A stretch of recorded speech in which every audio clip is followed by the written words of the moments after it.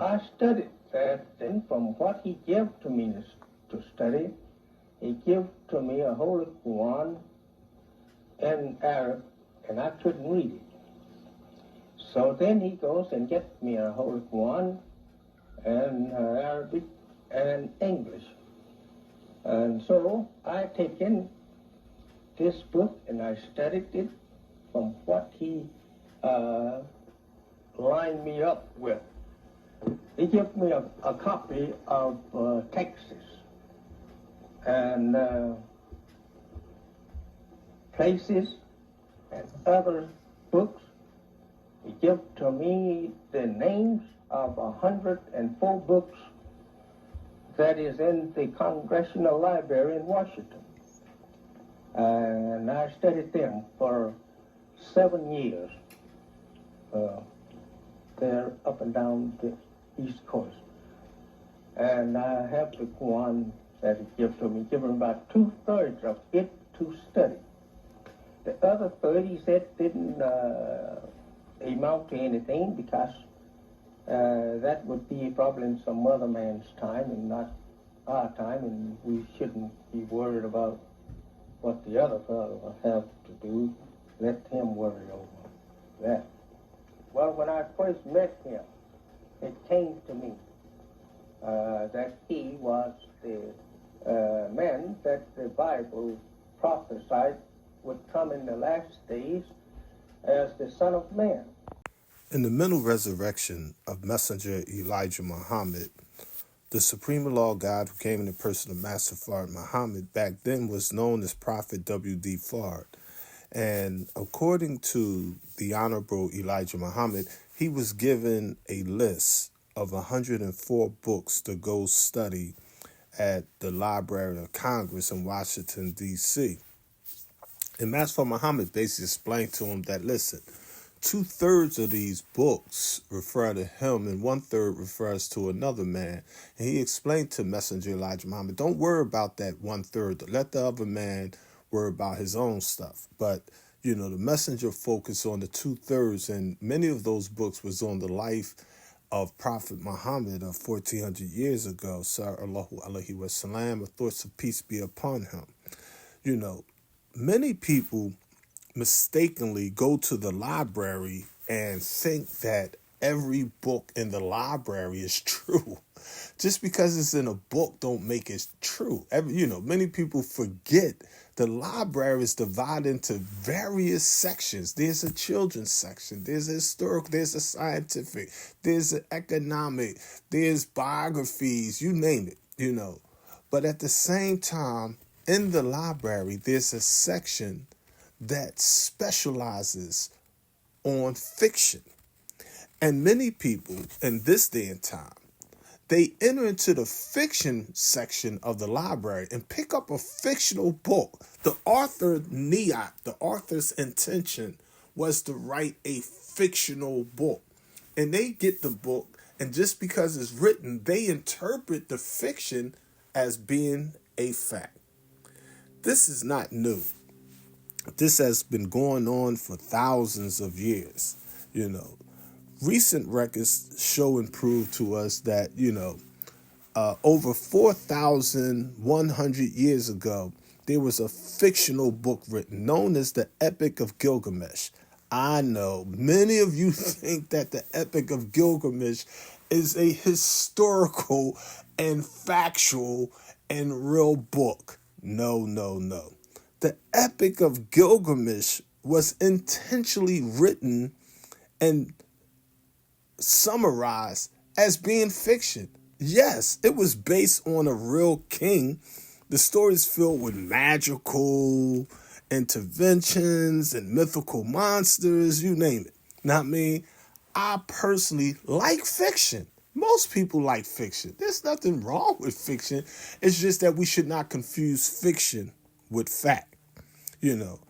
In the United States of America, you make more money with fiction than you would fact. I mean, there's a lot of fiction out there, family. I mean, but at the same time, you should not present the fictional books as though they're factual books. And this is where the confusion comes into play, because we're in an age of social media, so people could literally read anything, reinterpret it, and present it to you, regurgitate it, and spit it out to you as though it's real. No, there's a lot of fiction out there. Like me, I remember the first time I seen the story on Jason Bourne, for example. I love Jason Bourne's story. I mean, it seemed so real. The book was way better. The books is better. You know what I mean? I remember the thickest book I ever read. I think I read it probably in like 2 or 3 nights. I could not put the book down. It was Stephen King's The Stand. I don't know if you ever read The Stand. Wow. Stephen King is an excellent fiction writer. There's a scene in the book where the guy's stuck in the hole. He in a prison cell, and he ain't got no food. He's starving. I mean, there's a rat next door eating his celly, and he's able to kill the rat, and he's in that cell and he's starving to death, and he's thinking like, dang, I might have to eat that dead rat. I mean, it's a fictional story, but it's deep because it's based on reality. That's what good fiction is based on. Jason Bourne has a scene where, he's on the run. He go to the joint, open up his storage box, boom, bang. He got a passport. He got some gold. He got some cash. He got a gun. It's like, if you ever been on the run, you could relate to this fictional account of Jason Bourne. Now, I mean, I remember when I went to the movies and seen Black Panther. Oh, that movie there, you know what I mean? Beautiful, beautiful, beautiful movie. You know what I mean? I love Spike Lee's X. A lot of people think that Spike Lee movie was Malcolm X. No, it was just X. It was a fictional account on the real Malcolm X. I mean, and people get confused and they look at the movie and be like, yo, in the movie there's a scene where Spike Lee, it's Hollywood. You gotta be able to promote if you invest money into a movie, you're trying to make a profit. I get it. I understand the board of directors, the sponsors, dividends, producers, so it's like, I didn't take it personal when I seen there was a crazy scene in the movie where they got the Honorable Elijah Muhammad coming to Malcolm X's cell as a ghost. Now that is so anti-Malcolm. That is so anti-Messenger Elijah Muhammad. That is so anti-Masfar Muhammad. That is so anti-history. But if you're in Hollywood, you making a fictional movie, and you need shock value, you need different scenes and concept. I get it. Now I mean, I respect the hustle. Now I mean, don't hate the player, hate the game. But people would be like, oh, in real life, Elijah Muhammad wasn't a ghost. He didn't come to Malcolm said that it was. He see Mustafa Muhammad in the cell. It wasn't Elijah. It's like, you're getting too technical. I mean, so sometimes the facts.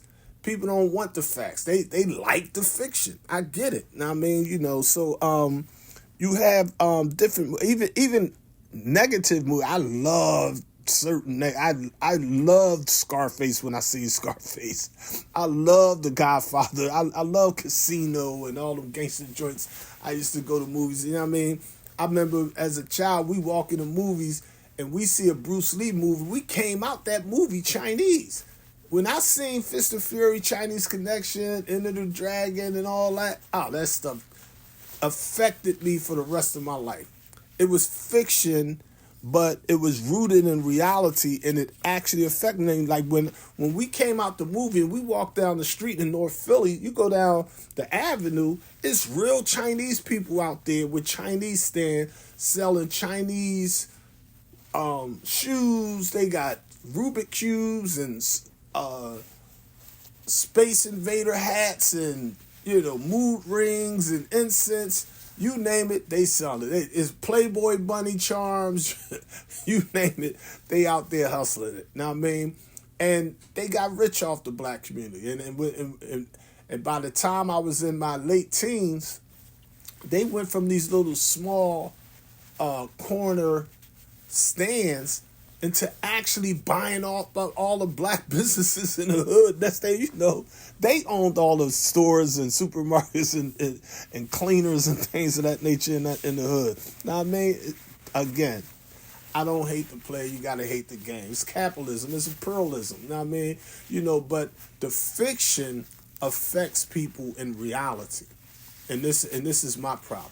Now I mean, I have a serious problem with black people remaining asleep in the wilderness of North America by listening to charlatans and listening to snake oil salesmen and snake oil saleswomen, presenting to you technology, and they presenting to you the spooky stuff as though it's real, because that's going to hurt the liberation of our people.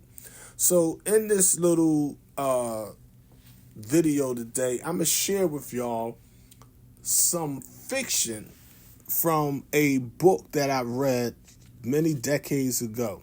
Now, I mean, it's was titled Animal Farm by George Orwell, but originally he didn't write under the name George. He wrote under a fictional name, a pseudonym as they called it back in the day. He wrote under the name Eric Arthur Blair, but it's a 1945 book about revolution. And the revolution, as Gil Scott-Heron in the last post explained to us, will not be televised. It's not going to be on Instagram and YouTube and Facebook and Twitter and none of that. No, it's going to be real. You see what I'm saying? But it's a valuable lesson that we learn from fiction. So when you read stuff in the Bible about talking snakes and people rising from the dead, and your interpretation is missing the whole point. They're trying to teach you an important point. I mean, it uses analogies and similes and parables. It uses symbolic language to try to teach you a lesson in reality. And this is what the African griots did up underneath the tree of life. Now, I mean, this is how the elders taught the youth. Now, I mean, so we get it. Now, I mean, we do that right now through hip hop. Don't think just because a gangster is on the record talking of this, that they are real gangster. But they teach you some valuable lessons if you listen. I mean, so this concept of fiction is not new. Now, I mean, over 3,900 years ago in ancient Kemet, during the Middle Kingdom of Black Egypt, there was a fictional story written on Sanu. Basically, Sanu was a high-ranking Egyptian official who had to run from Egypt on a run, but later he returned and he was buried with honors after being dishonored. You know what I mean? It literally reads like a comic book or something, or a fiction book. It's not intended to be a historical, Kemetic or Egyptian record, but some people misinterpret and take it literally. They read about Usar and Osiris and Heru. They read about Osiris and Isis and Horus.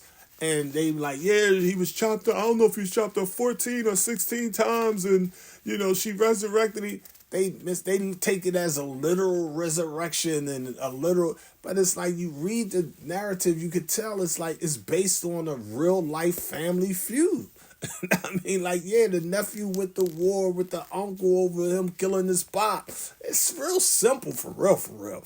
I mean, so when I pick up the Epic of Gilgamesh and I read about these two brothers going to war and then they going out fighting all these different beasts in the streets, I don't interpret it like magic and monsters and all this spooky stuff. It's like, come on. I mean, it is what it is. I loved the 6th century BCE Aesop's fables, which taught moralistic animal tales. But when they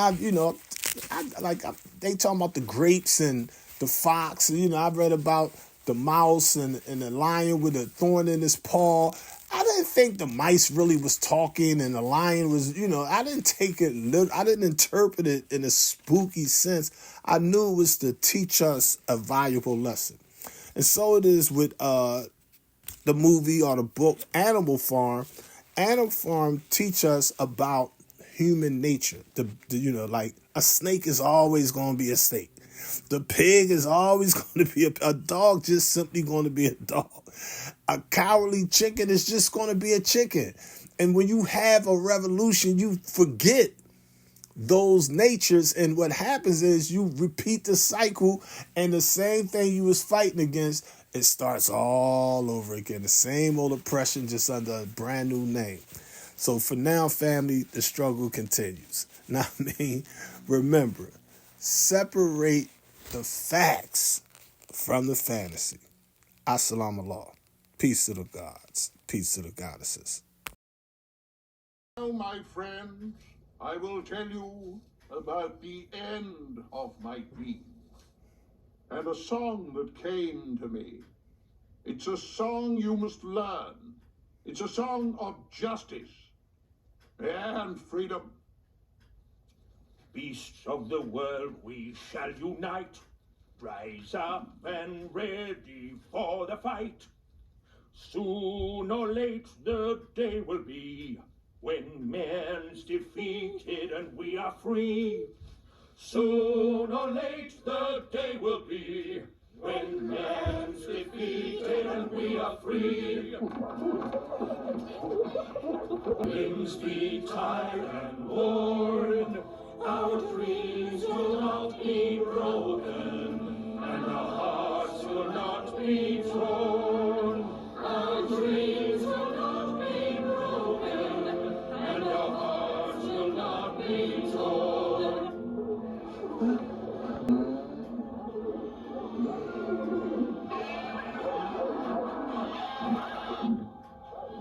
What's going on?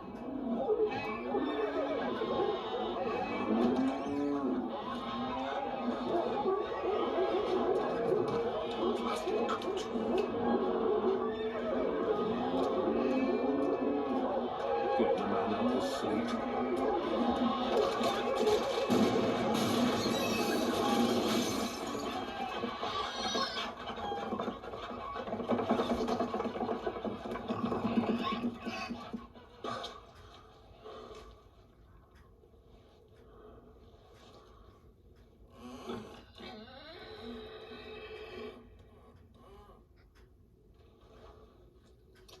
Damn foxes.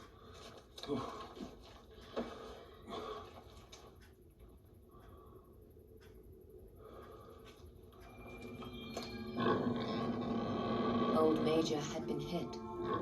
Was our revolution over before it had begun? No. Oh, Major, no.